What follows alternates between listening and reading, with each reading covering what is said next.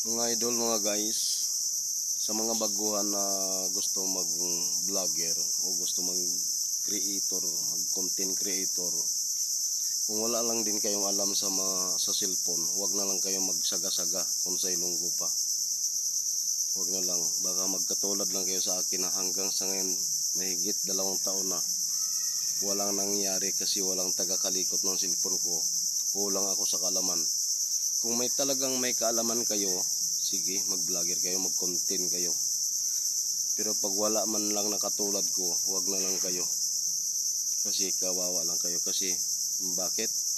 Yung iba, buwanan lang nagkakaroon na. Dahilan sanay sila, marunong sila. Doon pa lang sa pag-i-edit kulang tayo. Kulang tayo sa mga pasikot-sikot, kung anong mga kalikutin na dapat kalikutin, hindi natin makalikot kasi kulang nga tayo sa kaalaman, kulang tayo sa panauhin kasi nga ang sabi nila hanggang sa ngayon wala pa rin tayo napala, kaya walang tumutulong sa atin kundi pansarili lang talagang kaalaman. Hanggang doon lang kung anong maabot ng aking kaalaman, yun lang ang magagawa ko. Kaya yung iba na mga creator, mga vlogger na nasa 2 years na sila, 2 taon na sila, halos 2M din ang followers nila. Ako naman humigit 2 taon, bumabad ako sa 6, 7, 27 followers pa lang tayo ngayon, mga idol. So salamat pala doon sa mga followers ko na sumusuporta sa akin at sumusubaybay talaga sa akin. Maraming salamat sa inyo, lubos ako nagpapasalamat sa inyo. Kaya kahit papaano sa loob ng 2 taon, naka 8.1,000 din tayo, 8.1k.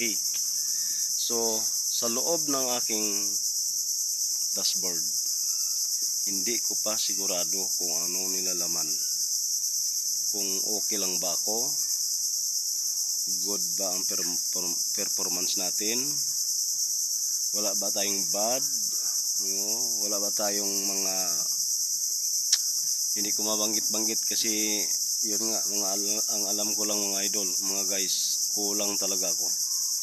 At kulang sa taga-suporta ang pamilya ko na may mga alam sa cellphone. Kasi nga, ba't sila suporta sa akin na hanggang sa ngayon 2 taon na, wala pa rin may napala. Kaya gusto ko sana ipahalungkat, patingnan, pero hindi sila interesado. Hindi sila interesado kasi wala silang pruweba na nakikita sa akin.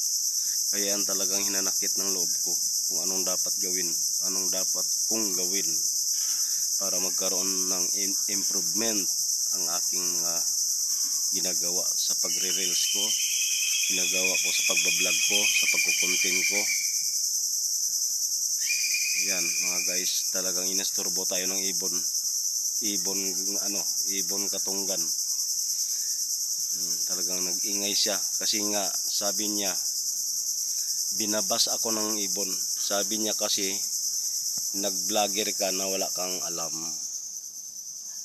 Kaya sa lahat ng mga may balak o gustong mag-vlogger o gustong mag-content creator, huwag na lang kayo magsaga-saga kung wala lang din kayong alam at kung kulang kayo sa kaalaman sa cellphone.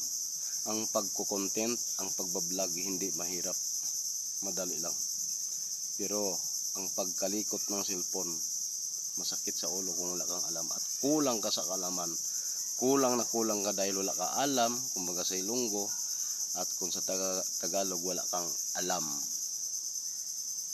Hindi ko din discourage yung may alam yung may kulang lang sa kaalaman, huwag na kayong mangarap na mag-vlogger. Yun lang masasabi ko sa iyo. Baka sa inyo, baka magkatulad lang kayo sa akin. Kawawa naman. Kasama na kayo doon sa kawawa na tayo nito kung magkamali lang. Hanggang dyan na lang ang aking masasabi. Sana nagustuhan ninyo ang aking mga sinasabi at sana walang may nasaktan katulad ko na nasasaktan sa ngayon. Hanggang sa ngayon hindi pa rin makamove on sa dahilan na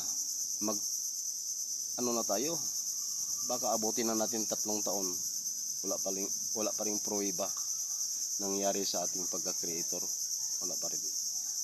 Kaya masaklap yung iba nagkaroon na, nagkasahod na tayo. Nagkasahod din pag umuulan, sumasahod tayo sa Katunggan.